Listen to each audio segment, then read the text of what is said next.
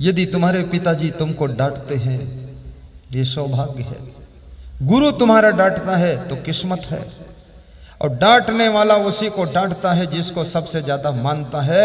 अगर तुम्हारे पिताजी डांटना बंद कर दें, समझ लो उनके दिल में तुम्हारे लिए जगह अब नहीं बची है। तुम्हारी वाइफ तुमको डांटना बंद कर दे तो समझ लो घर में जगह तुम्हारे लिए है, लेकिन दिल में अब नहीं रह गई है। डांटते लोग उसी को जिसको बहुत अपना मानते हैं। इसलिए कभी कोई तुम्हारे परिवार में तुमको डांट दे तो दुखी ना होना, नाराज ना होना। 1 घंटे बाद सह करके फिर जाकर पैर छूना, कहना बहुत अच्छा है, धन्यवाद है आपको। डांट खाना सौभाग्य से मिलता है। तो उनकी कथा बहुत अच्छी थी। उनकी पत्नी भी कथा सुन रही थी, ध्यान से सुना। कथा बहुत अच्छी थी। कथा समापन के बाद श्रोताओं ने भूरी भूरी प्रशंसा किया कि वास्तव में कथा अच्छी है। लेकिन कुछ श्रोताओं ने कहा कथा अच्छी है, पर कथाकार जी जो पान तमाकू खाते हैं, उनके थूक की छींटे सब व्यास गादी पर पड़ती हैं, भगवान पर पड़ती, ये बात अच्छी नहीं। कुछ लोगों ने थोड़ा तर्क किया, निंदा की।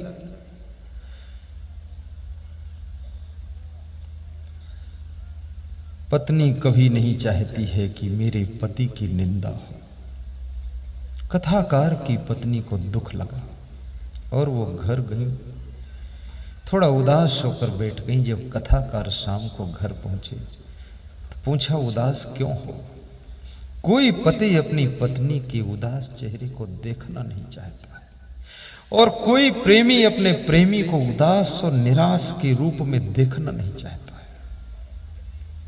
तुम चाहते हो कि जो मेरा प्रेमी है, दोस्त है, मित्र है, रिश्तेदार है, वो खुश रहे, खुश रहे। उदास देख करके तुम्हारे मन को ठेस लगती है। इसलिए नारियों को चाहिए कि मन में कोई दुख भी हो तो भी अपने पति के सामने खुश चेहरा ही पेश करना, क्योंकि तुम्हारी उदासी तुम्हारे पति को निराशा में डुबा सकती है।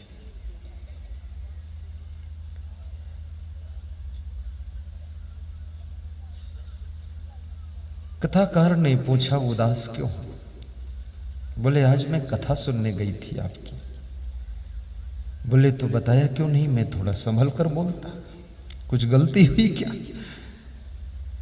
पति हमेशा डरता रहता कि हमसे कोई गलती ना हो जाए, और जो डरता है गलती से ना, उससे गलती बहुत कम होती है। और जो कहता है मैं किसी को नहीं डरता है, क्या कर लेंगे लोग मेरा, वो समझ लो रोज गलती करेगा, नंबर 1 का नालायक है। डरना तो बहुत अच्छी चीज। जैसे मैं यहां बैठा हूं, मैं आपको डरता भी हूं, इसलिए ठीक ठाक कपड़ा पहनकर बैठता हूं। ठीक ठाक मतलब कोई अलबेला नहीं, लेकिन हाथ पांव ढके रहना चाहिए, थोड़ा मर्यादा। और तुम भी हमको डरते भी हो थोड़ा। सब महिलाएं सिर ढांक कर बैठी। अब यहां से निकलेंगी तो समझते हो, धोती जितनी आगे है उतनी पीछे लटक जाती है।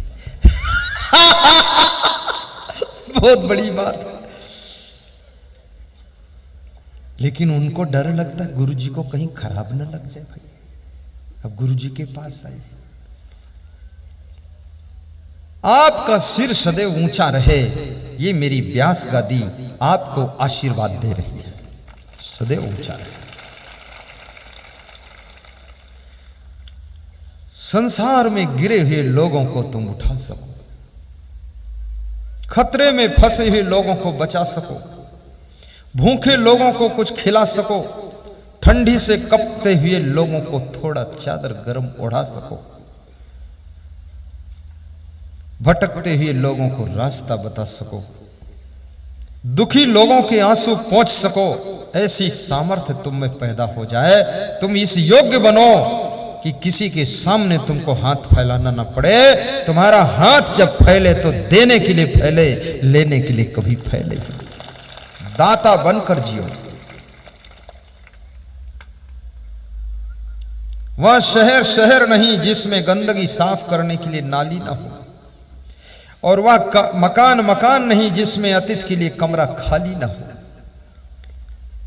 और वह ट्रैक्टर नहीं जिसके पीछे सामान ढोने के लिए ट्राली न हो, वह किचन नहीं जिसमें भोजन खाने के लिए थाली न हो, और वह ससुराल नहीं जिसमें साला और साली न हो, और वह सभा नहीं जिसमें जोरदार ताली न हो।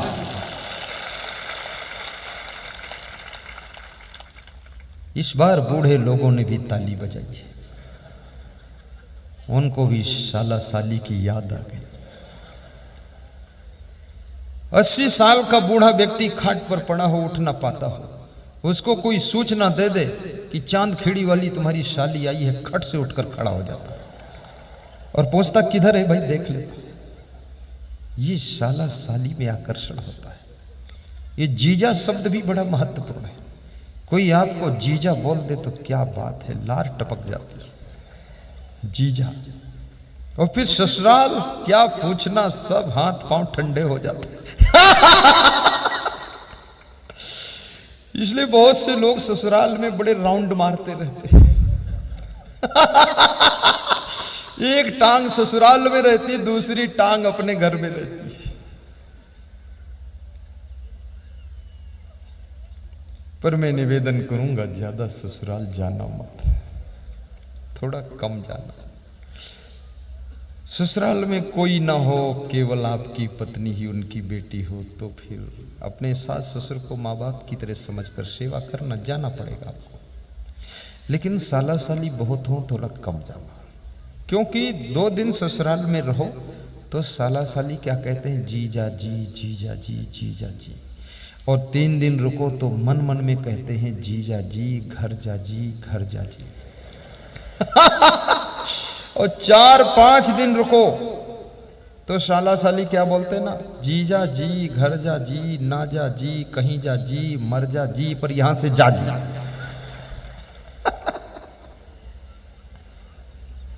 बहुत वहां भीड़ मत लगाओ ससुराल में, काम करने दो सास ससुर। क्योंकि तुम विशेष मेहमान हो उनके, तुम्हारे ऊपर टाइम भी खर्च होता है, पैसा भी खर्च होता है।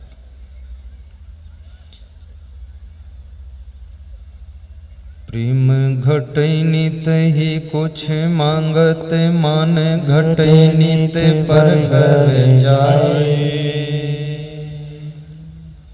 तेज घटै सब भोग की संगति, बुद्धि घटे बहु भोजन खाए। एक रोटी कम खाना, जितनी खाते हो आज संकल्प लो, एक रोटी कम खाऊंगा। और एक रोटी की कीमत कम से कम 2 रुपये, तो 2 रुपये उज्जैन आश्रम की रोज डब्बा में डालना। और 1 साल बाद मिलना तो 730 रुपये दान कर देना। तो बीमार नहीं होगे तो 7000 वो बचेंगे, 730 दान होंगे तो लोक परलोक की बैंक में जमा हो जाएंगे। एक रोटी। भोजन हमेशा स्वादिष्ट बनाना, साफ सुथरा बनाना, खाने वाले अंगुली चाटते रह जाए ऐसा बनाना। सब्जी बदल बदल कर बनाना, दाल भी बदल बदल कर खाना। और भोजन खाते समय बात न करना, मुस्कराना। और भोजन परोसते समय मुस्कराना, बात न करना। मधुर मधुर मुस्कराइए और खाइए। सोने के पहले कोई टेंशन वाली बात मत कीजिए, शांति से सो जाइए। तो कथाकार पूछता है अपनी धर्म पत्नी से, फिर क्या हुआ? तो उसने कहा, आपकी कथा बहुत मीठी कथा थी। बोले फिर उदास क्यों? बोले कुछ लोगों ने आपकी प्रशंसा की और कुछ लोग आपकी निंदा कर रहे थे। बोले निंदा किस लिए कर रहे थे? बोले आप जो पान तमाकू खाते हो ना, तो लोग इससे निंदा कर रहे थे कि कथा अच्छी पर कथाकार जो है पान तमाकू खाकर व्यास गादी पर थूक की छींटें पड़ती हैं, ये गंदी बात है। तो उस कथाकार ने कहा कि फिर क्या करूं? तो कथाकार की धर्मपत्नी ने कहा कि मेरा नम्र निवेदन है कि पान तमाकू छोड़ दीजिए।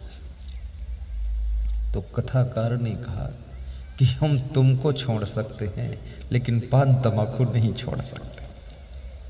क्या बात है। शादी पान तंबाकू से किया था कि वाइफ के साथ किया था?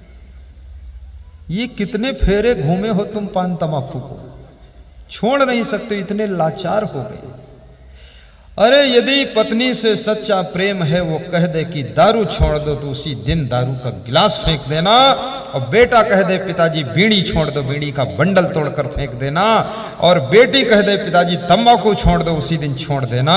और यदि आपके पिताजी बोल दें कि बेटा ये सब नशा मत करो, पैर छूकर संकल्प ले लेना आज से कोई नशा नहीं होगा। प्रेम भी बहुत बड़ी चीज होती है। कल एक भक्त मेरे पास आए, मैंने उनके सिर पर हाथ रखा। हमने कहा तुम मेरे बड़े प्रेमी हो लेकिन अपनी दारू दान दे दो। उसको ये नहीं पता था कि गुरुदेव कैसे जान गए दारू पीता है, पर मेरे पास में बड़ी खबरें रहती, दैनिक भास्कर में छपती। तो उसने कहा आज की बात नहीं पीऊंगा, बस हो गया खत्म। बोले गुरुदेव इस एक अवगुण के लिए आपको कहना पड़ा, मैं आपका सच्चा भक्त हूं, अब नहीं पीऊंगा, हाथ नहीं लगाऊंगा। और याद रखना गुरु के चरणों में यदि प्रेम करते हो तो अपनी बुराइयां और अपनी आदतें और अपने नशा व्यसन के अवगुणों को गुरुदेव के चरणों में छोड़ देना। आपकी जिंदगी में दुख छाया बनकर भी नहीं आ सकता है, सुख का सागर लहराता रहेगा।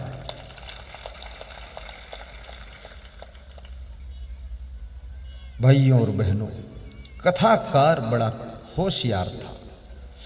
उसने अपनी धर्म पत्नी से कहा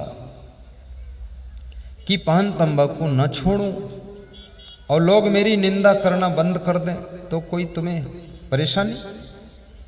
उसने कहा आपकी निंदा ना हो बस ठीक है। आप थोड़ा जिद्दी भी हैं। कथाकार दूसरे दिन गया, कथा मंच पर बैठा और क्या बोला कि जो व्यास गादी पर बैठता है उसके मुख से जो छींटे निकलती हैं वे साधारण छींटे नहीं है, वे गंगोत्री की छींटे होती है। क्या बात कर दिया उसने, गजब है।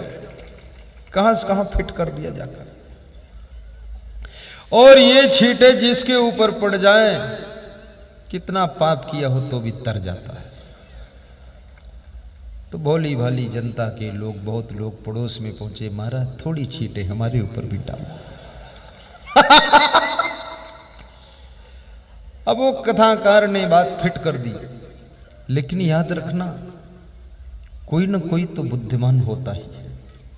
कोई एक विवेकवान बैठा था, वो कथा से उठ करके चला गया और घर में जाकर के पाउडर पीस कर एक पुड़िया लेकर आया। वो कथाकार के पास में मंच पर पहुंचा, व्यास गादी पर कहा कि प्रभु कृपा करो, गरीब आदमी हूं, कुछ है नहीं पास में, थोड़ा प्रसाद लाया हूं, ग्रहण कर लो। बोले क्या है? अरे बोले क्या दे सकता हूं, क्या खिला सकता हूं? पुड़िया खोला और मुंह में खा लिया। बोले स्वाद बहुत खराब है। बोले थोड़ा पानी पी लो, बस पानी पी लिया। फिर कथाकार ने पूछा ये था क्या? उसने कहा आज मेरा अहोभाग्य है, गरीब आदमी हूं, मेरे पिताजी मर गई, मेरी मां मर गई, उनका दफन कफन सब हो गया, लेकिन उनके अंत्येष्टि के फूल घर में रखे थे, वो गंगा जी में पहुंचा नहीं पाया।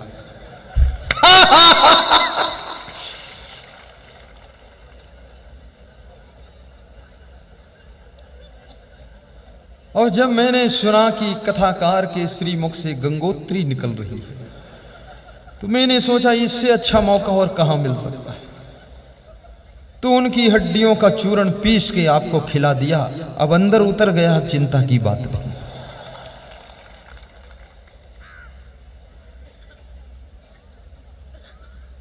कथाकार व्यास गादी छोड़कर भाग गया। बोला कि इतनी बेइज्जती हो गई। तो उसकी धर्म पत्नी ने कहा मेरे कहने से नहीं माने तो ये दशा हुई।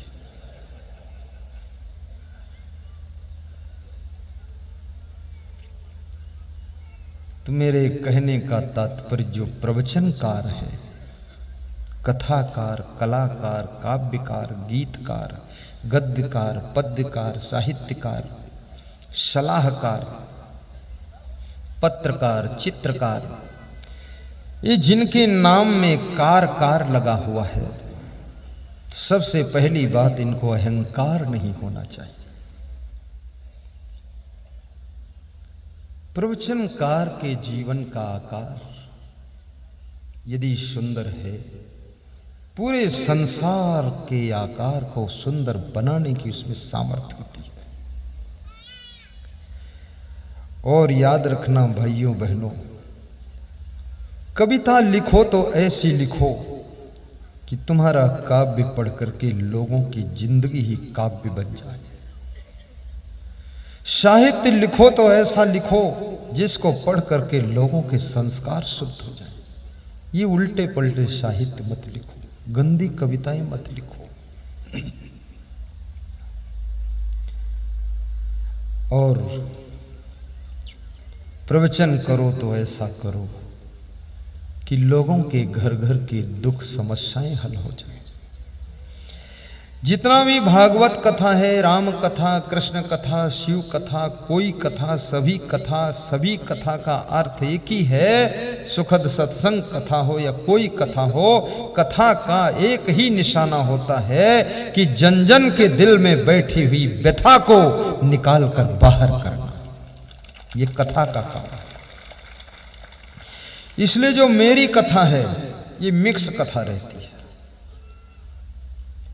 इसमें राम कथा भी मिक्स कर देता हूं मैं, कृष्ण कथा मिक्स कर देता हूं, गीता भागवत मिक्स कर देता हूं, वेद शास्त्र भी मिक्स कर देता हूं, कबीर को भी मिक्स कर देता हूं, महावीर को मिक्स कर देता हूं, क्योंकि मिक्सचर माल अच्छा होता है। सारा मिक्सचर करके इंजेक्शन मार देता हूं। संकल्प हो हमारा, इंसान हम बनेंगे। गाओ बहनों। संकल्प हो हमारा, इंसान हम बनेंगे। इंसान बन गए तो भगवान भी बनेंगे। इंसान बन गए तो भगवान भी बनेंगे। संकल्प हो हमारा, इंसान हम बनेंगे। इंसान बन गए तो भगवान भी बनेंगे। वाह! संकल्प और प्रतिज्ञा, प्रतिज्ञा बहुत काम करती है। भीष्म पितामह ने ब्रह्मचर्य की पालन की प्रतिज्ञा लिया था। बाधाएं बहुत आई लेकिन ब्रह्मचर्य का पालन किया। अच्छे काम के लिए प्रतिज्ञा भी ले लेना। अभी मेरे पास में रणजीत सिंह चौहान सरपंच खड़े हो पधारे थे, बोल रहे थे प्रतिज्ञा लेता हूं अपने गांव की तरफ से, गुरुदेव गुराड़िया माता जी में आपका सत्संग दसोरिया जैसा हम भी कराएंगे। प्रतिज्ञा लो, थोड़ा अच्छी प्रतिज्ञा लो और ऐसी प्रतिज्ञा ले लो कोई बाधा रोक न सके। बाधाएं कब रोक सकी हैं आगे बढ़ने वालों को, विपदाएं कब मार सकी है मरकर जीने वालों को, मरकर जीने वालों को। बुझ गई शम्मा तो जल सकती है, किश्ती हदे तूफान से पार निकल सकती है। तूफान में तुम्हारी नाव फंस जाए, हिम्मत मत तोड़िए, वो पार हो जाएगी। और चिराग बुझ गया है, कोशिश करो तो फिर जलकर उजाला देगा। बुझ गई शम्मा तो जल सकती है, किश्ती हदे तूफान से पार निकल सकती है। ये मुसाफिर मायूस न हो और इरादे न बदल, तकदीर किसी भी वक्त बदल सकती है। तकदीर किसी भी वक्त बदल सकती है।